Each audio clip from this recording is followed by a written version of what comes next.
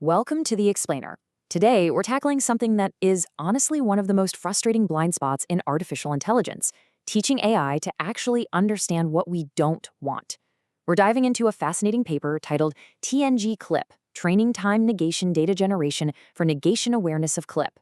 If you've ever tried to prompt an AI to just remove one single object from an image and ended up pulling your hair out, well, you're really going to enjoy this breakdown. Here's our game plan. We'll kick things off with the AI negation problem, move into the core idea behind TNG-CLIP, break down exactly how the method works, look at some real-world examples, translate the hard data, and then wrap up with the impact and key takeaways. Let's get into it. All right, Section 1, the AI negation problem. Let's take a look at the massive flaw hiding inside our current foundation models. It's kind of wild when you think about it. Why do multi-billion-dollar AI models that can write complex code or generate award-winning photorealistic art, completely fail at a concept that literally a toddler understands? Why do they just blatantly ignore the word no? Well, to answer that, we first need to define what we're actually talking about here. Negation is essentially the ability to recognize the absence or the exclusion of a concept. It's a massive pillar of human reasoning. It's how we set boundaries, right? It's how we communicate precise constraints. And that brings us to the root of the issue. Current vision language models suffer from this intense negation blindness. Think about it like this. Imagine you ask a human artist to draw a room without an elephant. They get it, they draw an empty room. But in AI, it zeroes in on the word elephant and entirely misses the without part. It just sees the noun and thinks, okay, drawing an elephant in a room. The visual proof of this is actually pretty stark. When you take a standard AI and prompt it for a dog on the grass without a yellow ball, it completely fails.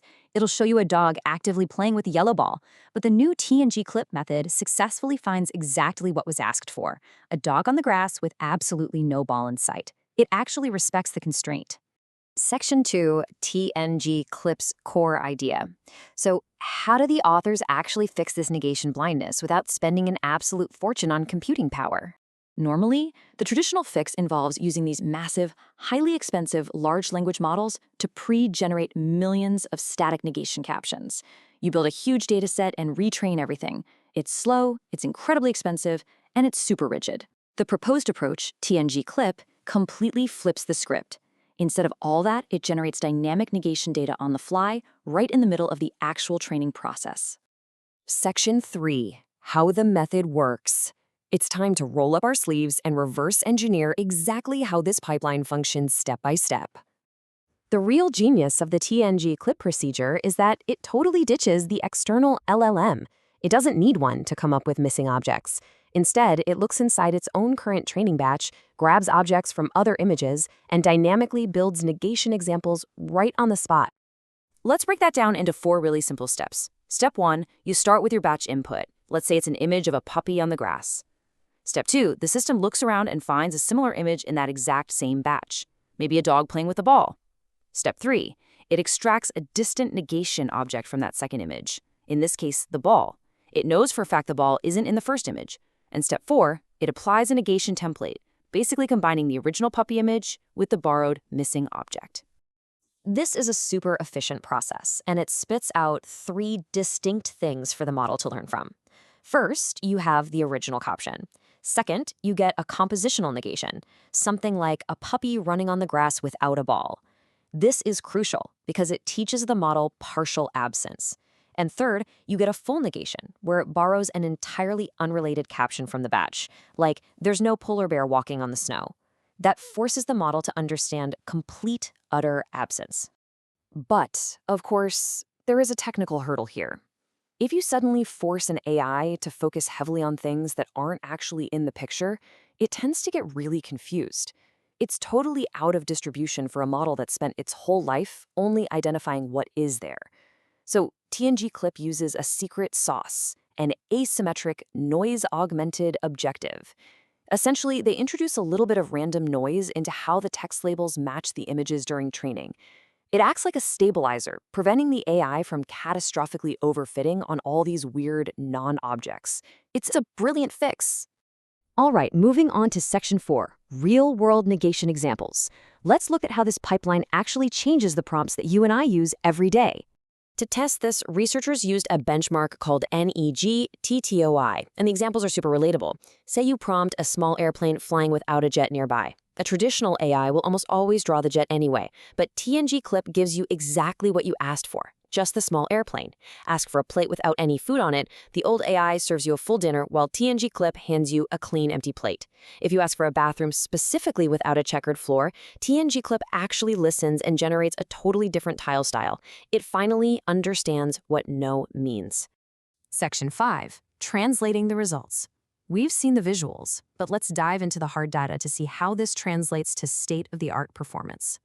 Let's cut through the technical jargon first. When you see a metric like R at 5 or recall at 5, that just means, did the AI successfully fetch the correct image in its top 5 guesses? Simple enough. But the metric that really matters for this paper is neg-R at 5.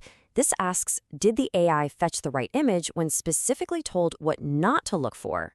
And when we look at the neg-bench dataset, the performance leap is huge. Standard pre-trained CLIP scores a 47.92 on the negation recall task.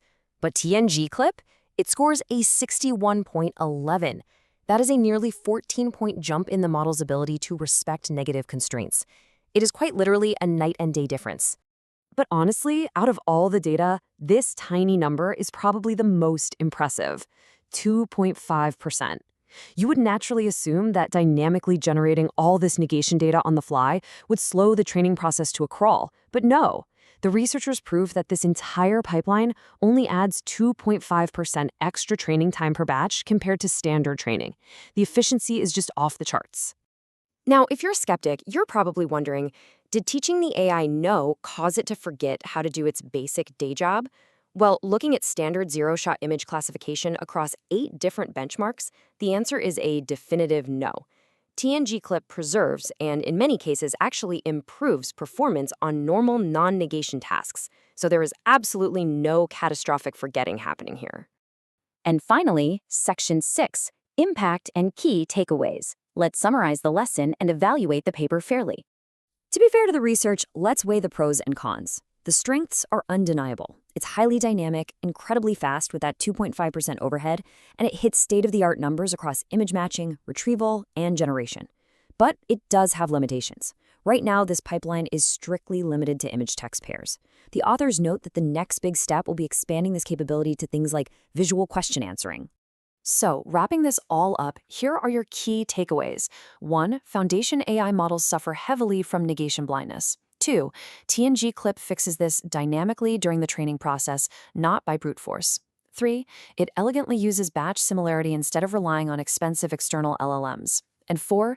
The result is a massive accuracy boost when generating or finding highly specific imagery that requires excluding certain elements. I want to leave you with this thought. We've spent so many years teaching AI to recognize what is in our world. But if AI can finally, truly understand what isn't there, what new levels of precise, nuanced creativity is that going to unlock for human-machine collaboration? It's a pretty exciting frontier. Thanks so much for joining me on this explainer, and keep exploring the incredible world of visual learning.